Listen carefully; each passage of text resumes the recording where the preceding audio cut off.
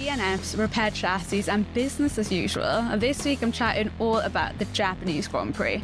So get ready, because you've been summoned to the Steward's office. Hello everyone and welcome back to the Steward's office. I'm Saira and this week we are chatting everything Japanese Grand Prix. Now this Grand Prix has to be one of my favourite ones on the calendar. I absolutely love when we head out to Japan. I love the Suzuka circuit. I think it's just such a beautiful, beautiful circuit to watch the drivers race around. I love that it's a figure of 8. I love the sweeping corners. It's just, yeah, beautiful for me to watch. But the other thing that really makes it for me are the Japanese fans. I think they're some of the best fans that we have in Formula One. The amount of energy they bring to the circuit every day, the respect that they show all of the 10 teams and all of the 20 drivers, and also all the fan merchandise that they make and wear to the GP is insane. I absolutely love it, and I love seeing the sort of hats and things that they've come up with to wear to the GP. But this is also the earliest we have ever had the Japanese Grand Prix, because usually it's towards the end of the season, and that's the reason that we've had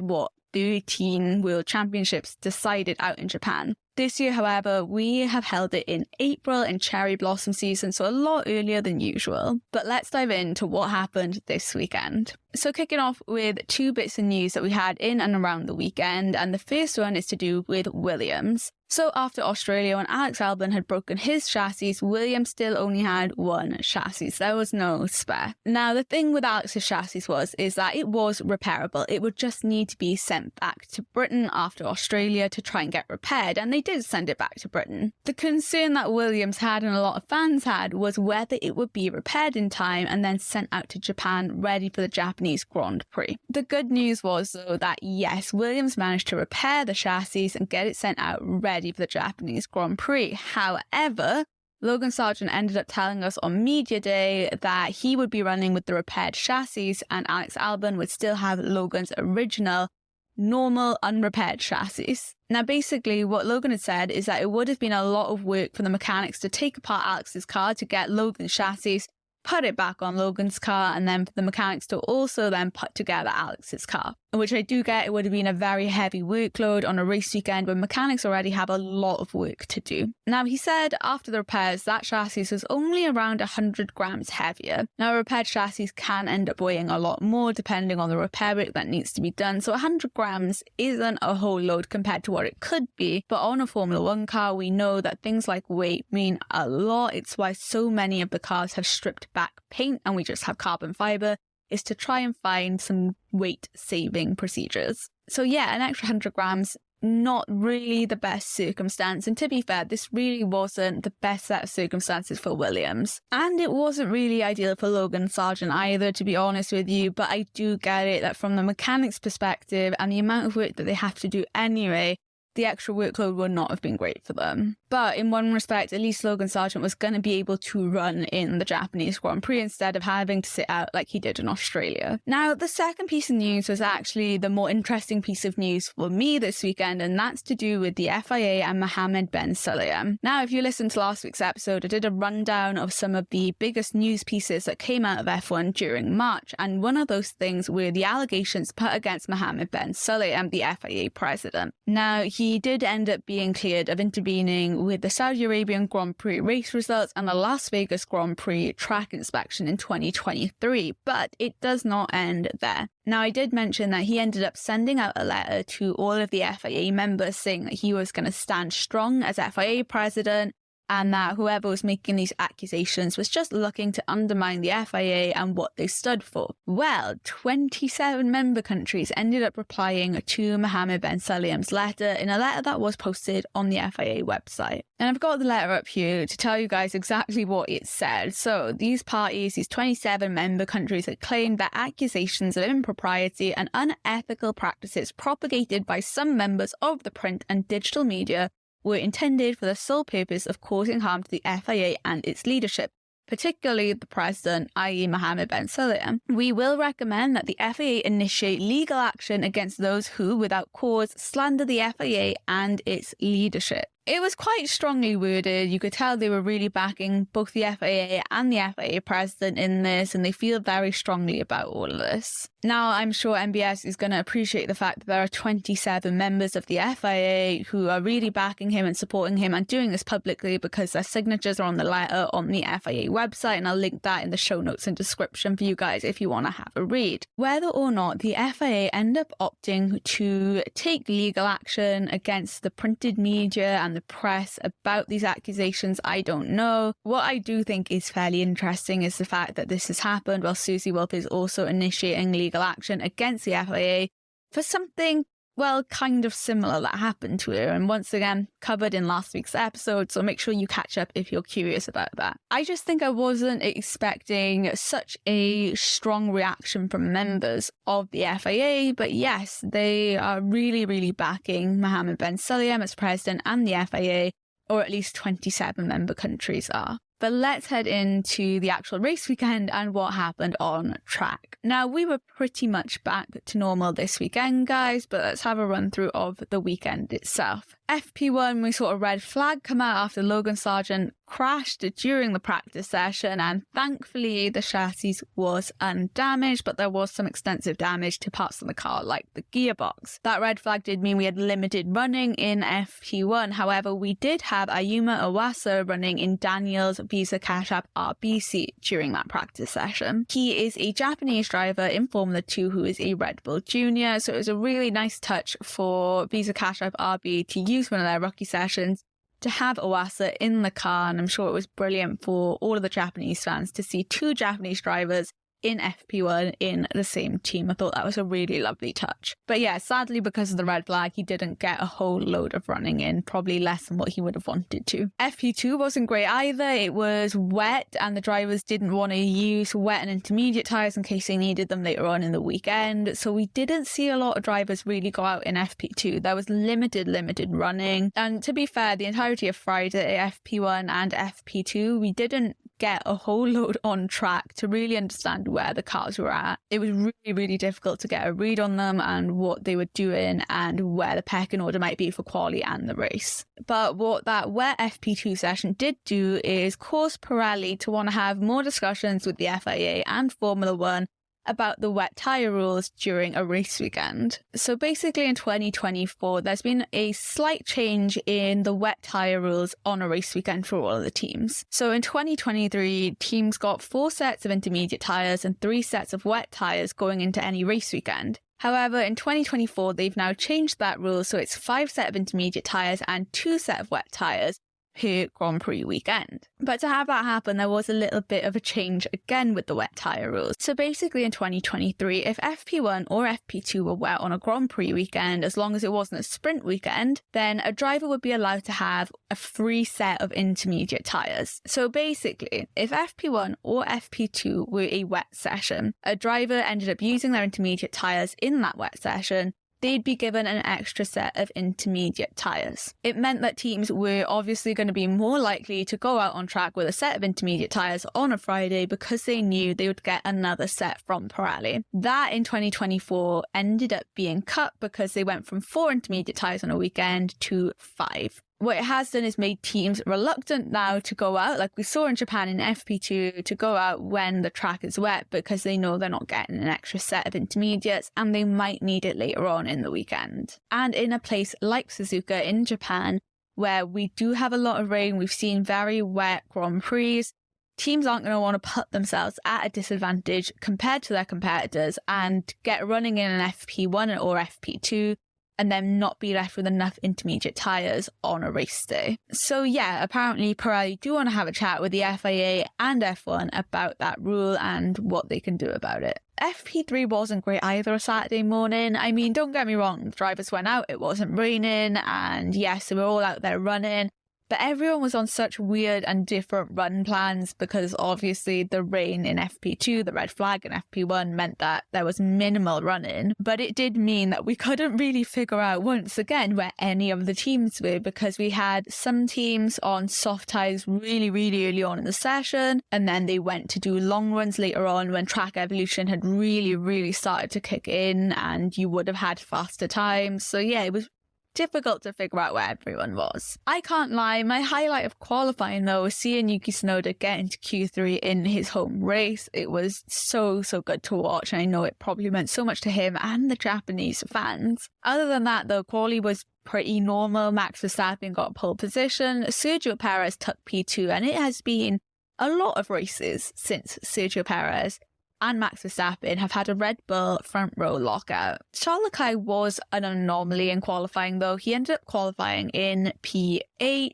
so that was a slightly unusual thing that happened. And also Lance Stroll in P16 when Aston Martin had brand new upgrades on their cars. Race-wise though, on Sunday, I mean, the most drama happened right at the start of the race. We had Daniel and Alex have a first lap incident. They ended up bumping into each other, spinning out and going into a barrier, and thankfully both drivers are completely fine, but they did end up red flagging the session to get the cars off track safely and to repair the barriers. But yeah, definitely the main thing there is that both of them are okay, and it was just a racing incident. Stewards did investigate the entire incident after the race and they deemed it to be a race incident, but even before that, when they were showing us all the race replays and the replays of the incident, definitely didn't look like anyone was really at fault there. Was gutting for both Daniel Ricciardo and Alex Albon though, and I'm not entirely sure what's happened with the chassis with Alex Albon. I'm hoping it's not damaged, but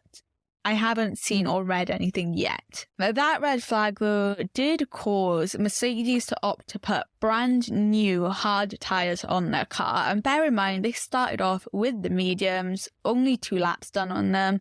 But Mercedes had opted to put the hards on both of their drivers to do a one-stop race. Now the theme of the weekend was tyre degradation because Suzuka was really eating up those tyres, guys, and it was hard for the drivers to really manage and get maximum performance out of them because of that. So the fact that Mercedes opted to do a one-stop race was very interesting to me. And a decision I don't think really worked out for them because they ended up swapping to a 2-stop strategy later on in the race. Now, Zhou Guanyu ended up retiring because of a gearbox problem, so that took our DNFs up to 3. So that was the total number of drivers that did not end up finishing the Japanese Grand Prix, 3 of them. 2 in a first lap incident, and then Zhou Guanyu, who ended up going into the pits and then retired from there. I can't lie, for me, the most exciting part of the Japanese Grand Prix had to be all of the strategies. Like I said, Mercedes were on a one-stop race, Charles Leclerc was on a one-stop race, and then both Alpines were on a one-stop race. And even aside from that, we had different tyre allocations for the teams depending on what they had used throughout the weekend.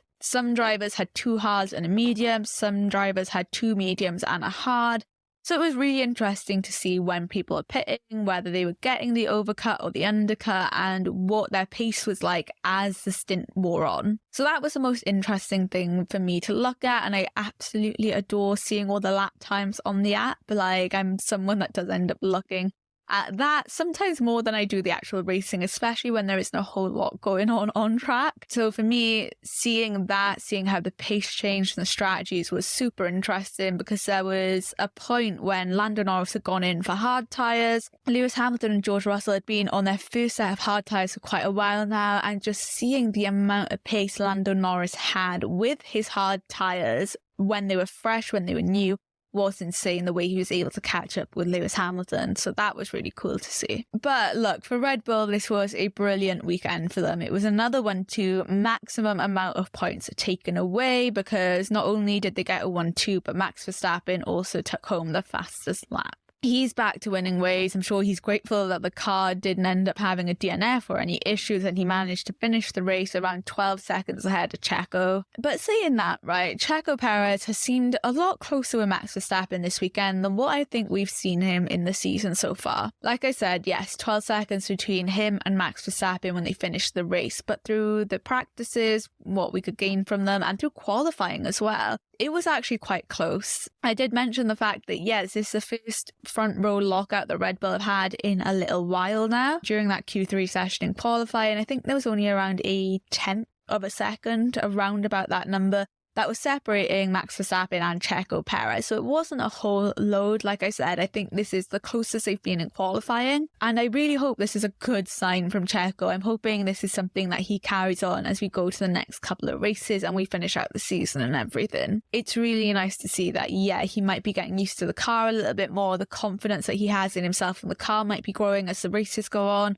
So hopefully that's something that we see carrying on and that 12-second gap getting smaller. Ferrari were another team that I think had a really good race. Okay, yes, they didn't win like they did out in Australia. Realistically, I don't think many people were expecting them to really bring that challenge to Red Bull, though, because Red Bull are just in another league. I don't think Ferrari right now are going to be able to catch up with them. Maybe later on in the season, but not right now. However, I still think they had a really, really good time at this circuit. Last year, which is, only a couple of months ago that we went out to Suzuka for the Japanese Grand Prix in 2023, Ferrari were 44 seconds behind Red Bull. This year, they're only around 20 seconds behind them. So I think that shows progress. I think it shows that they're really moving in the right direction. And that's such a promising sign for the team. It was an absolute stinker of a quali for Charles Leclerc, though. Tyre prep was not great for him. However, he really, really made that one-stop strategy work for him with that very long stint on the medium tyres during the Grand Prix. I can't lie, it looked better than Mercedes' stint on the hard tyres at the start of the Grand Prix with their drivers. Charles just seemed to really make those mediums work for a very long time, longer than what I would have expected him to. When the race restarted, he was in P7 after everything that happened with the red flag. And to go from P7 to P4 on that one-stop strategy to make it work for him, I think, was really good, considering we had Lando Norris behind him, who was on that two-stop strategy, which, yes, should have worked maybe better than what the one-stop was.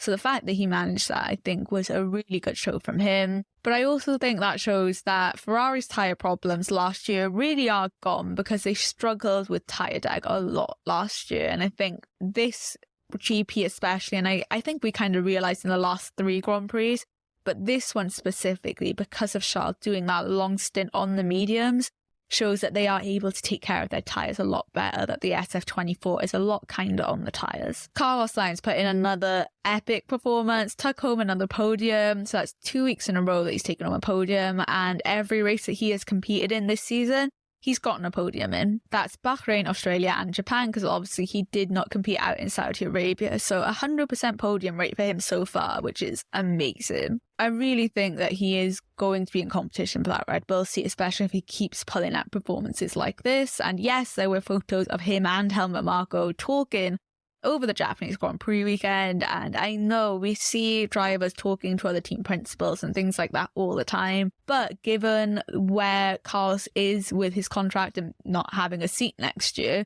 I think we're all going to be reading into things a little bit more. Overall though, I do think it was a really, really amazing performance from both of their drivers. I think they both did well. Charles, I think, quali just hampered him. If he could qualify a little bit further up, I don't think it would have been as hard for him to get into P4, basically. He might have had an easier time, may not have had to do a one-stop, but I think they both did really, really well, and the SF24 is looking good. Now, Charles did end up winning Driver of the Day, and I completely agree, because, that stint on mediums was insane, so good to watch, and he just had an amazing performance. With McLaren, I think they had a pretty good weekend. It might not have been magnificent, but I don't think by any means it was awful. I think qualifying was really good for them. Lando Norris ended up out-qualifying Carlos Sainz, and Oscar Piastri ended up out-qualifying Charles Leclerc, so that in itself, that is pretty good going. Sure, the race told a different story. On race pace, I think Ferrari were always going to do a little bit better. From the limited data we had in practices, it looked like Ferrari had the best race pace after Red Bull, right?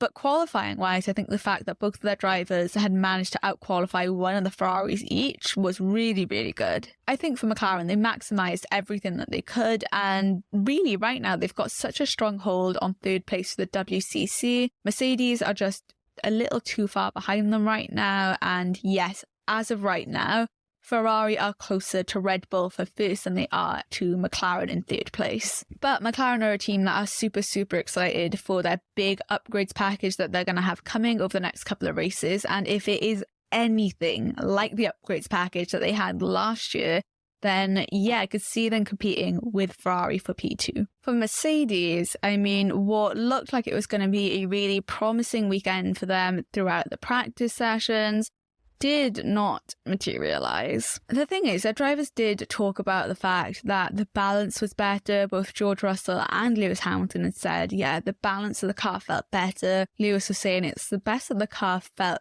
throughout this season so far in the practice sessions, right? But it got to qualifying and it felt like things were falling away from them. They qualified in P7 and in P10. And yeah, I don't think that was what they were hoping for. The race wasn't a whole load better. P7 and P9. Was the one stop the best idea for them?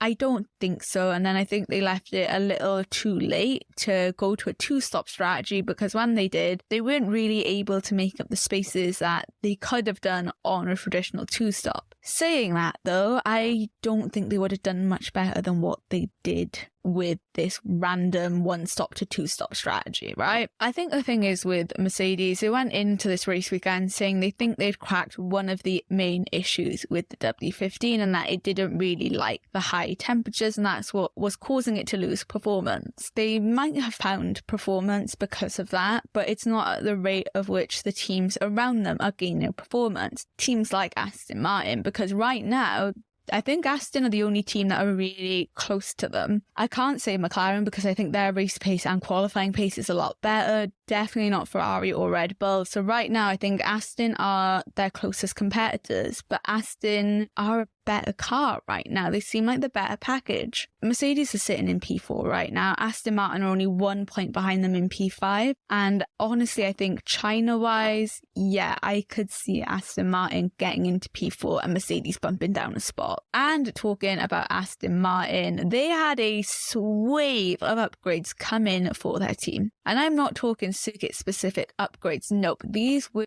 all performance-based. They had a floor body, floor fences, floor edge, a diffuser, an engine cover, a beam wing, all on their car. Now, those upgrades did go on Lance Stroll's car first, and then by Saturday, they were on Alonso's car ready for qualifying. It looks like these are upgrades that worked, because Fernando Alonso said when he went into qualifying, he was surprised at the performance of the car. He didn't think they would be able to keep it up ready for the race on Sunday. However, they didn't do badly at all. Yes, he couldn't keep 5th place, but he did end up in P6. So, okay, yes, not P5. You got bumped down 1 place. I don't think it's really that bad. So I do think that the Aston Martin upgrades are looking good for Fernando Alonso at least. Lance Stroll ended up qualifying in P16 and moved up into P12. Had Lance Stroll managed to qualify a little higher up in the top 10 and had a good race, then yes, they definitely would have leapfrogged Mercedes into P4 in the constructors, but that wasn't to be. But I do think it's just a matter of time at this point. I'm glad that these Aston Martin upgrades work though, guys, because we know what happened in 2023 with the Aston Martin upgrades, and if you don't, well, there just seemed to be a point in time where every time Aston Martin would put an upgrade onto their car, which was very quick at the beginning of the season, it just seemed to fall apart for them and they seemed to be getting slower and falling down the field. So promising signs right now from the Silverstone-based team. Visa Cash App, RB or VCARB, I mean, they had that first lap DNF from Daniel Ricciardo, which wasn't great, but I think there is a lot they can take from Yuki's performance in this race. He got P10, took another point home for the team. He is the first Japanese driver in 12 years to get a point in his home Grand Prix, which is amazing for him, but also for the team, because that means they're pulling away from Haas for P6 in the Constructors' Championship. And also they can see that there is good performance in the car. So I'm looking forward to seeing what happens for them in the next couple of races. Haas, I mean, I don't have a whole lot to say on them. I do think their race pace just continuously looks stronger than last year. We're seeing it's not just 1 or 2 tracks. Their race pace is looking a lot better. Williams, I think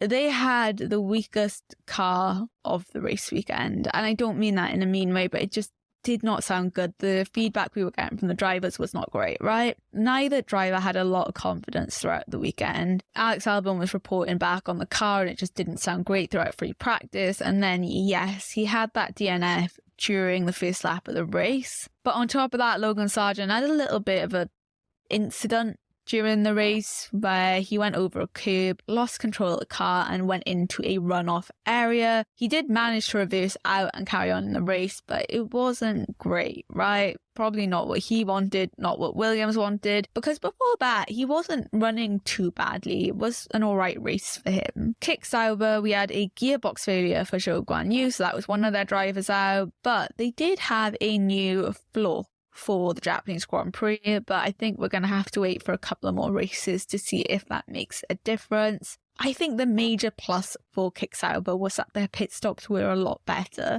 I wasn't seeing anything over 50 seconds. I don't think there was anything that long. They were bad pit stops by normal F1 standards, not bad pit stops where they're nearing a minute long. So if nothing else, I think that is a positive that Kick Sauber can take from this weekend. And finally, Alpine. I mean, they brought a couple of upgrades to their car for Japan, performance-wise, not just circuit-specific, but I don't think they necessarily made a massive impact on their performance out in Japan. What they did do is reduce the weight of the car, so that I think is very important for Alpine considering how overweight the car is right now. So the fact that they can bring pieces that are helping them reduce weight will hopefully see them be able to improve later on because of that. As of right now, they're still 10th place in the constructors, so no points on the board and in 10th place. I'm just not expecting anything really wow from them. What would be nice is to see them battle with Haas and with VCARB. I can't believe I'm talking about Alpine battling with Haas and VCARB for points. What is this? What has happened to them? But that is what would be nice to see. I'm not saying that they have to get points every single race, but we have 4 races in. Alpine have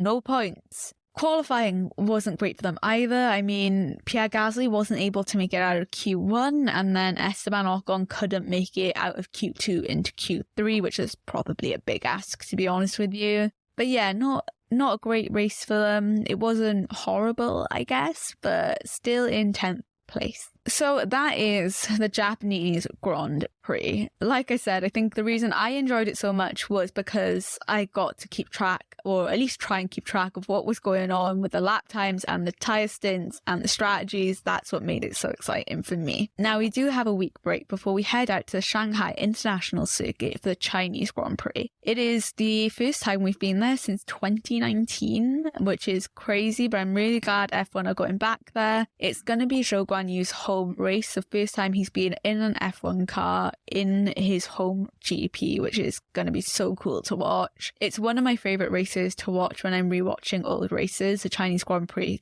I love it. I love the circuit there. You know, we've had a couple of years since we've gone there, so I'm sure the fans are going to be super excited to be there as well. So that is in 2 weeks' time now, not this weekend, but the following weekend. It's a sprint weekend as well. I almost forgot that. China is going to be the first sprint weekend of the season, which I have questions about because, like I mentioned, we have not been there since 2019. We do have the revised sprint weekend format coming in, so it's FP1, sprint quali, sprint race, qualifying, Grand Prix. So that's the way that weekend is going to play out. So excited to see how this is going to work and whether it's any better to what we've had before. Even though there's no F1 next week, I will be back with another episode, so make sure you follow this podcast or you subscribe to me on YouTube so you get a notification when the next episode comes out. Thank you guys so much for listening, and Jochen Bauer. Make sure you follow me on TikTok and Instagram at stewards_office, where I post a load of F1 and motorsport content, and I will see you guys the next time you're summoned to the Stewards office.